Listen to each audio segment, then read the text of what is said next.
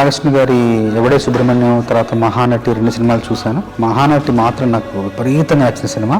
నాయుడు గారు కాల్ చేసి రమ్మన్నారు, వెళ్ళాను. వెళ్ళిన తర్వాత సందర్భం చెప్పడానికి ముందు నాకు కథా గమనాన్ని కాసేపు మాట్లాడి చెప్పిన తర్వాత వివరంగా చూపించారు, కొన్ని దృశ్యాలు చూపించారు.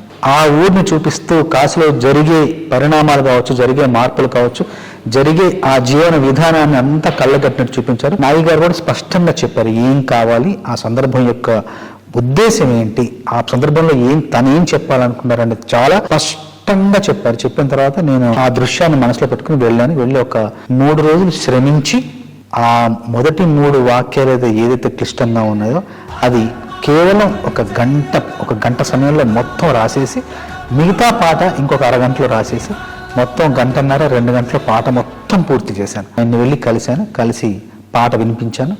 ఒక్క మాట కూడా ఆయన సవరణ లేకుండా, కరెక్షన్ లేకుండా పాట మొత్తం ఏక బిగిన చాలా బాగుందని చెప్పారు. పల్లవి రాసిన తర్వాత చరణాల్లో అవతార స్పృహ, అవతార స్పర్శ కొంచెంగా ఇస్తూ కలియుగానికి కలి యొక్క అవతారం ఎలా అయితే జనించిందో అక్కడికి వేగంగా రావాలనే ఉద్దేశంతో ముందు మాటలు మీనమై